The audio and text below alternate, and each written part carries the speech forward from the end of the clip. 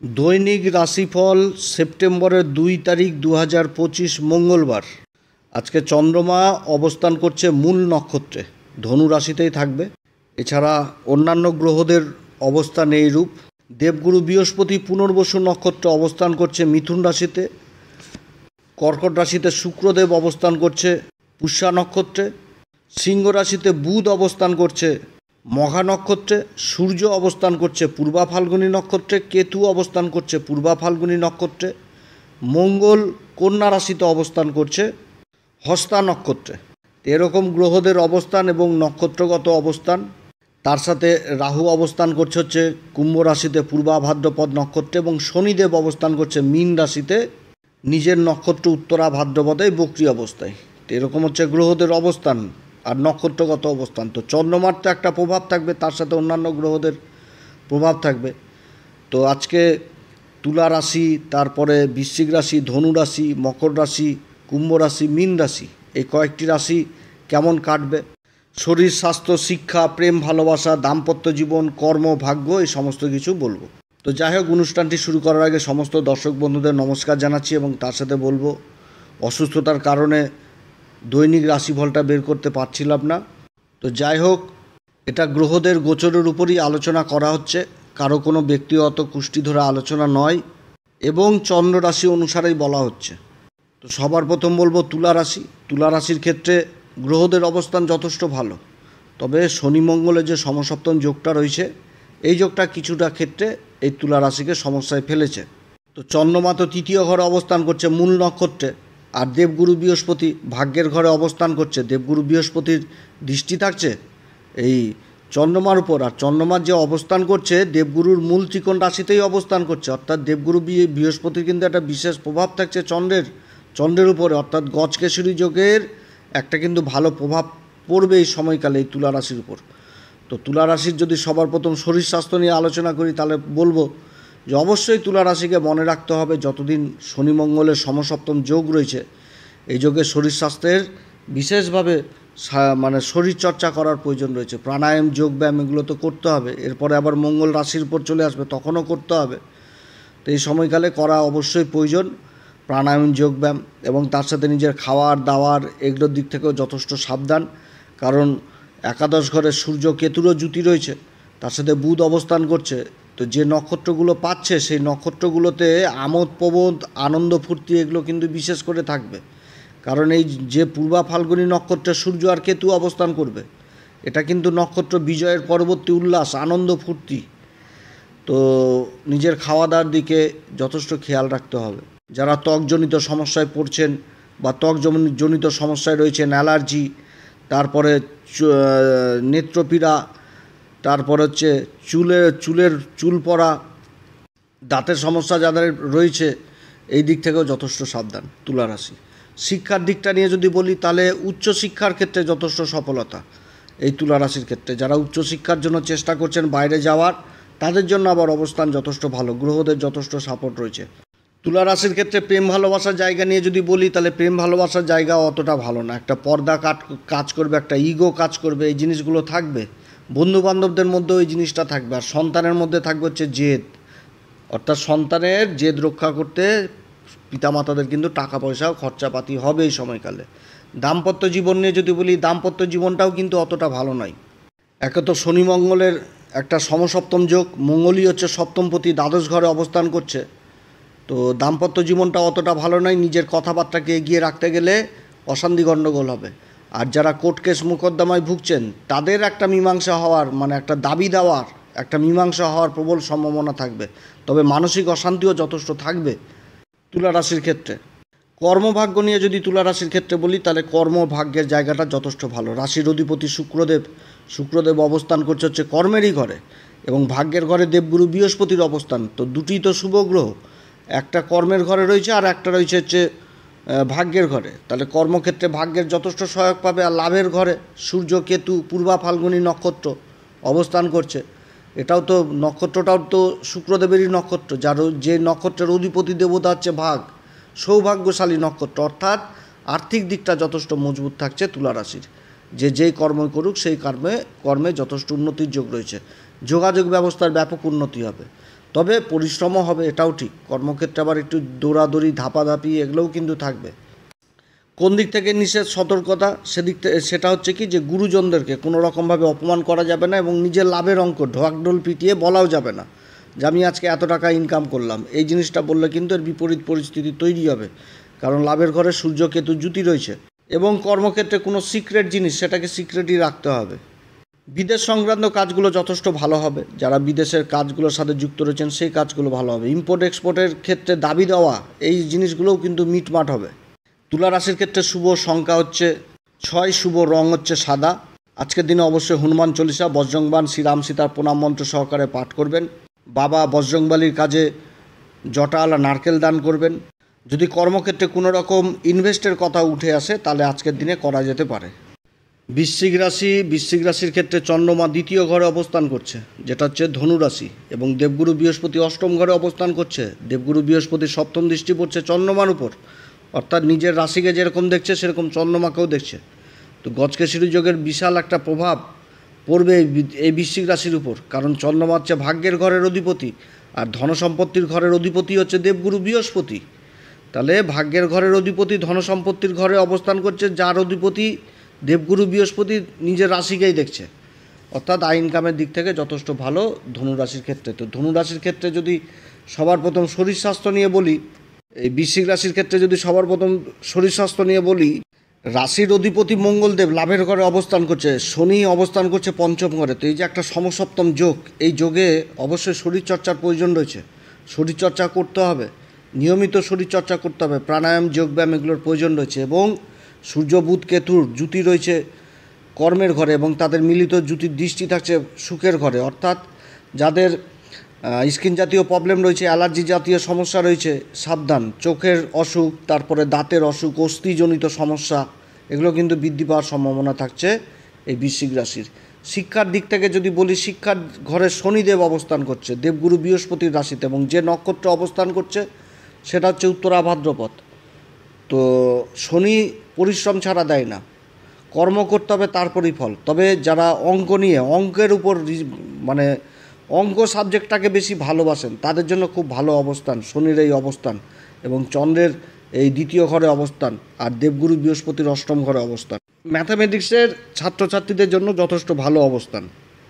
এবং তার সাথে বলবো, যারা উচ্চশিক্ষার সাথে জড়িত রয়েছেন, রিসার্চ জাতীয় বিদ্যা, গবেষণা, এই সমস্ত দিকে যথেষ্ট ভালো অবস্থান এই বৃশ্চিক রাশির ক্ষেত্রে। অর্থাৎ শিক্ষার দিক থেকে যথেষ্ট ভালো, কিন্তু সফল তখনই হবে যখন পরিশ্রম করবে, কারণ শনি পরিশ্রম ছাড়া ফল দিবে না। শিক্ষার ঘরে অবস্থান করছে, তাও আবার বক্রী অবস্থায়। তো আলস্যকেও ত্যাগ করতে হবে এই সময়কালে। তো যাই হোক, শিক্ষার দিকটা এরকম দেখাচ্ছে। প্রেম ভালোবাসার দিকটা কিন্তু বৃশ্চিক রাশির অতটা ভালো নয়। একটা পর্দাজনিত কাজ করবে এবং বিপরীত পরিস্থিতি থাকবে, বুঝতে চাইবে না চট করে, এই জিনিসটা থাকবে। দাম্পত্য জীবনের জায়গাটা আবার ভালো, দাম্পত্য জীবন যথেষ্ট ভালো থাকবে। একটা ঘোরাঘুরি, থাকা, খাওয়া, আনন্দ, এগুলো যথেষ্ট ভালো। এবং দাম্পত্য জীবনে এটাও সবথেকে ভালো জিনিস উঠে আসে বৃশ্চিক রাশির ক্ষেত্রে, যে জীবনসাথীর ভাগ্যের উন্নতি। জীবনসাথী যে কর্মই করুক তাতে ভাগ্যের উন্নতি এবং সংসারের সুখ শান্তিও যথেষ্ট থাকবে। আর কর্মের আর ভাগ্যের জায়গাটা দুর্দান্ত বৃশ্চিক রাশির ক্ষেত্রে। যতদিন পর্যন্ত শুক্র থাকবেই নবম ঘরে, আর কর্মের ঘরে সূর্য বুধ তারপরে কেতুর জুতি রয়েছে, তো কর্মের দিকটাও যথেষ্ট ভালো। রাশির অধিপতি মঙ্গল লাভের ঘরে অবস্থান করছে, আর দুদিন পরে নিজের নক্ষত্রে চলে আসবে, অবস্থান ভালো। কর্মক্ষেত্রে ভাগ্যের সঙ্গ পাবে, না হওয়া কাজ ভাগ্যের দ্বারা হবে, বহু রকম কাজ, যেই কাজে যুক্ত থাকুক আর্থিক উন্নতির যোগ রয়েছে এই বৃশ্চিক রাশির ক্ষেত্রে। বৃশ্চিক রাশির ক্ষেত্রে যদি কোনো রকম ইনভেস্টের ব্যাপার উঠে আসে তাহলে অবশ্যই করতে পারে। এবং তার সাথে বলবো, বৃশ্চিক রাশির শুভ সংখ্যা হচ্ছে 3, শুভ রং হচ্ছে কেশর। আজকের দিনে অবশ্যই হনুমান চল্লিশা, বজরংবান, শ্রীরাম সীতার প্রণাম মন্ত্র সহকারে পাঠ করবেন। আজকের দিনে অবশ্যই বজরংবলীর কাজে জটালা নারকেল দান করবেন, এটাও কিন্তু খুব ভালো একটা দান হবে এই বৃশ্চিক রাশির ক্ষেত্রে। না হওয়া কাজ ভাগ্যের সঙ্গ যথেষ্ট পাবে। ধনুরাশির ক্ষেত্রে চন্দ্রময় রাশির উপর অবস্থান করছে, আর দেবগুরু সপ্তম ঘরে অবস্থান করছে। দেবগুরু দৃষ্টি রাশির উপরে থাকছে, অর্থাৎ গজকেশরী যোগের ভালো প্রভাব পড়বে ধনুরাশির উপর। সব দিক থেকে উন্নতির যোগ রয়েছে ধনুরাশির, খুব ভালো সময়। শরীর স্বাস্থ্য নিয়ে যদি বলি, শরীর স্বাস্থ্যের দিক থেকে কিছুটা হলেও কিন্তু অশান্তি থাকবে। প্রাণায়াম যোগব্যায়াম এগুলো অবশ্যই করতে হবে। শনি মঙ্গলের সমসপ্তম যোগ আর সূর্য বুধ কেতুর জুতি, তো এখানটাতে যাদের অ্যালার্জি জাতীয় সমস্যা রয়েছে, স্কিন জাতীয় সমস্যা রয়েছে, দাঁতের চোখের চুলের সমস্যা রয়েছে, এই সমস্যাগুলো যথেষ্ট বাড়বে। প্রেম ভালোবাসার জায়গাটা অতটা ভালো নয়। প্রেম ভালোবাসার মধ্যেও একটা বাধা জিনিসটা থাকবে এই ধনুরাশির। তবে দাম্পত্য জীবন যথেষ্ট ভালো থাকবে। দাম্পত্য জীবনে খুশির আবহাওয়া থাকবে বাড়িতে। একটা ঘোরাঘুরি, থাকা, খাওয়া দাওয়া, আনন্দ ফুর্তি এগুলো যথেষ্ট থাকবে, খুব ভালো। আর কর্মভাগ্য নিয়ে যদি বলি তাহলে এটা দুর্দান্ত। কর্মক্ষেত্রে এবং ভাগ্যের সঙ্গ যথেষ্ট পাবে। কর্মক্ষেত্রে যেই কর্মই করুক, যেখানটাতে দাবি দেওয়ার জায়গাগুলো উঠে আসবে, সেইখানটাতে দাবি দেওয়া পূরণ হবে। যে সংস্থাতে কাজ করুক, যে দাবি আমাদের বেতন বৃদ্ধি করতে হবে, আমাদের ছুটি দেওয়া লাগবে, বা যে সমস্ত দাবি দেওয়াগুলো থাকে আনুষঙ্গিক, সেইগুলো কিন্তু পূরণ হওয়ার প্রবল সম্ভাবনা থাকছে। এবং ভাগ্যের সঙ্গ পাবে। মেন জিনিসটা হচ্ছে যে কোনো কাজ করতে গেলে ভাগ্যের সঙ্গ পাবে। আর্থিক উন্নতির বিশেষ যোগ রয়েছে। ধনুরাশির ক্ষেত্রে কর্মক্ষেত্রে কোনো রকম যদি ইনভেস্টের কথা উঠে আসে তাহলে অবশ্যই করতে পারে। ধনুরাশির ক্ষেত্রে শুভ সংখ্যা হচ্ছে আজকের দিনে হচ্ছে 9 এবং শুভ রং হচ্ছে হলুদ। আর হনুমান চল্লিশা, বজরংবাণ, শ্রীরাম সীতার প্রণাম মন্ত্র সহকারে অবশ্যই পাঠ করবেন। বজরংবলীর দর্শন করবেন, জটা আলা নারকেল দিবেন বাবার কাছে, তাহলে যথেষ্ট ভালো ফল পাওয়া যাবে। মকর রাশির ক্ষেত্রে চন্দ্রমা অবস্থান করছে দ্বাদশ ঘরে, আর দেবগুরু বৃহস্পতি ষষ্ঠ ঘরে। দেবগুরু বৃহস্পতির দৃষ্টি থাকছে চন্দ্রমার উপর। চন্দ্রমা মূল নক্ষত্রে থাকছে, দেবগুরু পুনর্বসু নক্ষত্র নিজের নক্ষত্র থেকে নিজের রাশিকে দেখছে এবং চন্দ্রমাকে দেখছে। চন্দ্রমার চেয়ে এই মকর রাশির ক্ষেত্রে সপ্তমপতি, অর্থাৎ ব্যবসা বাণিজ্য ঘরের অধিপতি, অর্থাৎ কাজকর্ম কিন্তু যথেষ্ট ভালো হবে। বিদেশ সংক্রান্ত কাজগুলো যথেষ্ট ভালো হবে। গজকেশরী যোগের একটা ভালো প্রভাব থাকবে। আনন্দ ফুর্তি, খাওয়া দাওয়া, একটু খরচাপাতি হবে কিন্তু এই মকর রাশির। তো যাই হোক, মকর রাশির শরীর স্বাস্থ্য নিয়ে সবার প্রথম বলবো। শরীর স্বাস্থ্যের দিকে বলবো, যারা শনি আর মঙ্গলের সমসপ্তম যোগ, এখানটাতে অবশ্যই শারীরিক চর্চা, শরীর চর্চার প্রয়োজন রয়েছে। প্রাণায়াম যোগব্যায়াম এগুলো তো প্রয়োজন রয়েছে। আর অষ্টম ঘরে সূর্য বুধ কেতুর জুতি রয়েছে। তো এইখানটাতে বিপরীত রাজযোগ তৈরি হয়ে গেছে, তিনটি বিপরীত রাজযোগ। তো অসুখ বিসুখ নিরাময়ের যোগ তৈরি হয়ে গেছে। যে অসুখ বিসুখগুলো বৃদ্ধি পেয়েছিল সেই অসুখ বিসুখগুলো এবার কমার দিকে যাবে। যাদের চুলের অসুখ, দাঁতের অসুখ, মাইগ্রেন, এই সমস্ত জিনিস ট্রিটমেন্ট হবে এবং ট্রিটমেন্টের দ্বারা কমবে। তবে যাদের হচ্ছে শুরুবাত, তারাও কিন্তু একটু সাবধান, অবশ্যই ট্রিটমেন্টের মধ্যে থাকা উচিত। মকর রাশির ক্ষেত্রে শিক্ষার দিকটা যদি আলোচনা করি, শিক্ষার দিকটাও যথেষ্ট ভালো। উচ্চশিক্ষার সাথে যারা জড়িত রয়েছেন তাদের জন্য যথেষ্ট ভালো। যারা কোনো বিষয়ের উপর গবেষণা করছেন দীর্ঘদিন ধরে, সেইগুলো জায়গাতে সফল হওয়ার প্রবল সম্ভাবনা থাকছে। যারা সার্জেন্ট, যারা ডাক্তারি নিয়ে পড়াশোনা করছেন, রক্তের উপর গবেষণা করছেন, এগুলো দিক থেকেও ভালো। যারা ইঞ্জিনিয়ারিং নিয়ে পড়াশোনা করছেন তাদের জন্য যথেষ্ট ভালো, খুবই ভালো সময়। উচ্চশিক্ষার জন্যও যথেষ্ট ভালো এই মকর রাশির। যদি প্রেম ভালোবাসার জায়গাটা নিয়ে আলোচনা করি, প্রেম ভালোবাসার জায়গাটাও যথেষ্ট ভালো দেখাচ্ছে। প্রেম ভালোবাসার জায়গা মকর রাশির ভালো। এবং কিছু ক্ষেত্রে মকর রাশির যারা অ্যাকচুয়ালি প্রণয়ের ব্যাপারে রয়েছেন তাদের বিবাহ পর্যন্ত আলোচনা যেতে পারে, এই জিনিসটাও কিন্তু দেখাচ্ছে। এবং তার সাথে বলবো, প্রেম ভালোবাসার জায়গা যে শুধু বন্ধুবান্ধবদের মধ্যে হয় সেটাও না। পিতামাতার উপরে তো সেই জায়গার উপরে কেউ নাই, সেই জায়গাটাও কিন্তু যথেষ্ট ভালো দেখাচ্ছে। পিতামাতাদের সন্তানের প্রতি দায়িত্ব এবং সন্তানের যে পিতামাতার প্রতি দায়িত্ব, প্রেম ভালোবাসা, সেই জায়গাটাও যথেষ্ট ভালো। এবং দাম্পত্য জীবন নিয়ে যদি বলি, দাম্পত্য জীবনের জায়গাটাও যথেষ্ট ভালো দেখাচ্ছে। শুক্র অবস্থান করছে সপ্তম ঘরে, কিন্তু শুক্র অবস্থান করছে আবার ওই শনির নক্ষত্র পুষ্যাতে, আর শনির রাশিকে দেখছে, তার পরম মিত্রের রাশিকে দেখছে।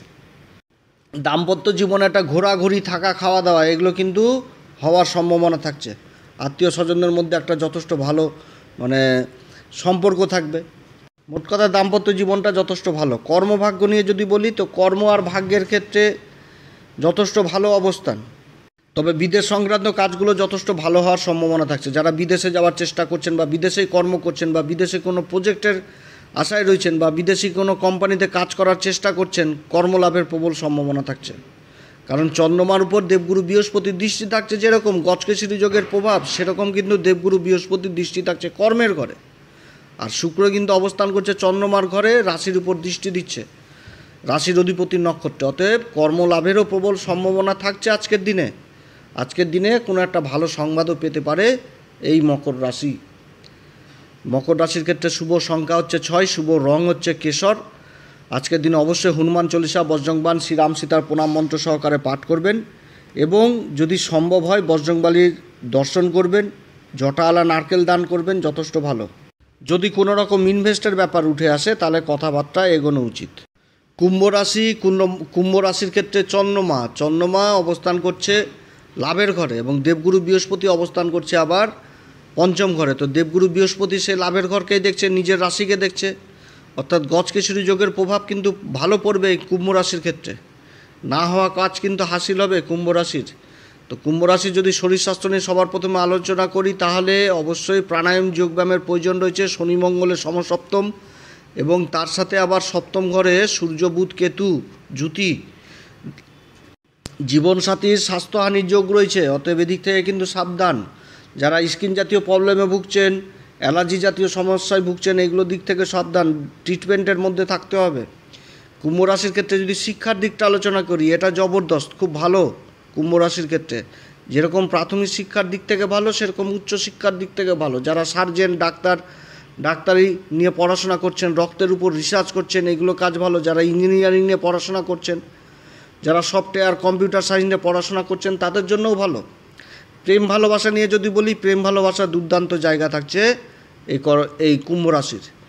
প্রেম ভালোবাসার জায়গাটা, নতুন নতুন বন্ধুবান্ধব জীবনে আসার প্রবল সম্ভাবনা থাকছে। এছাড়া বন্ধুত্ব লেভেলে প্রেম ভালোবাসার জায়গাটাও যথেষ্ট ভালো থাকছে। বন্ধুত্বের মধ্যে সম্পর্কটা বজিয়ে থাকবে।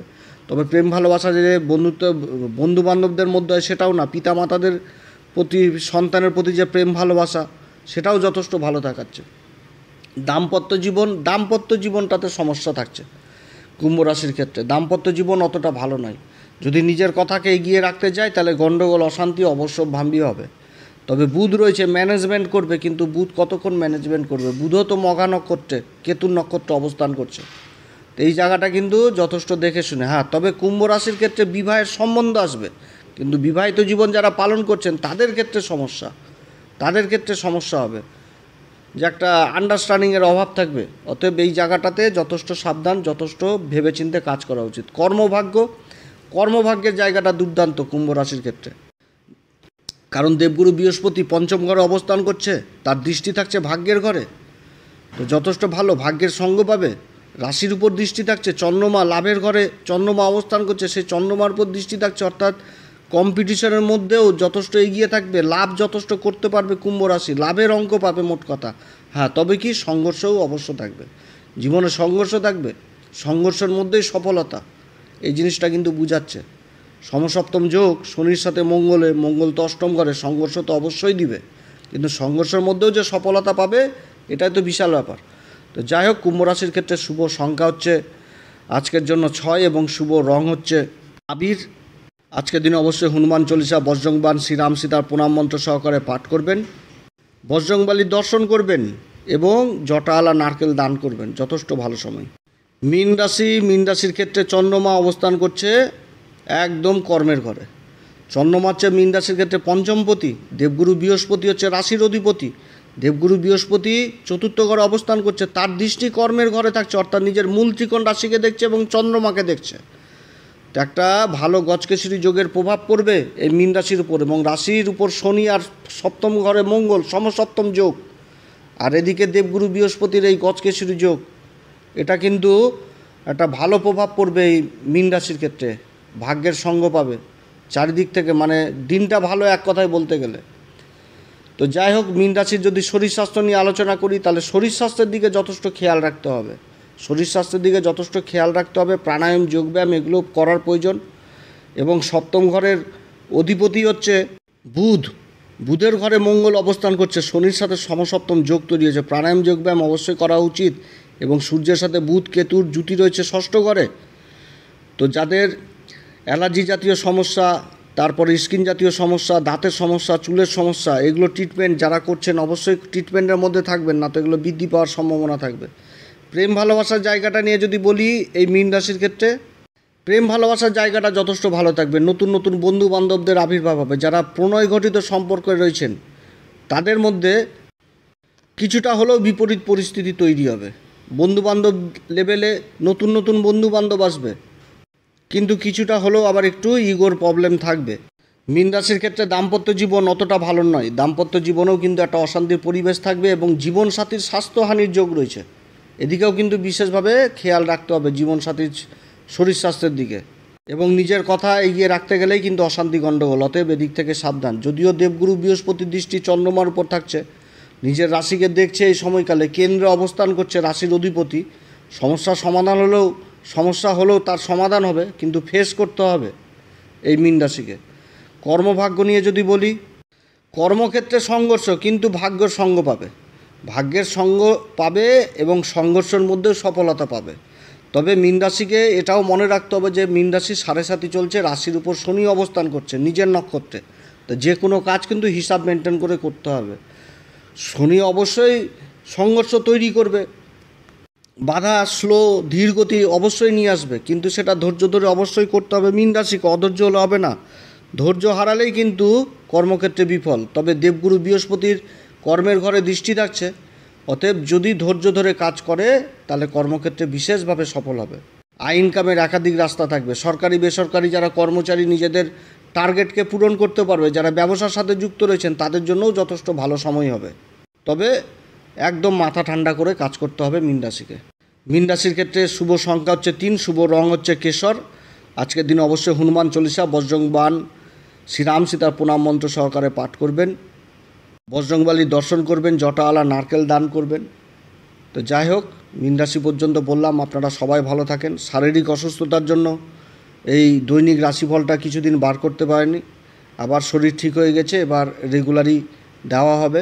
আপনারা সবাই ভালো থাকেন, এরপর আবার আসবে একটি নতুন পর্ব নিয়ে। নমস্কার, ধন্যবাদ।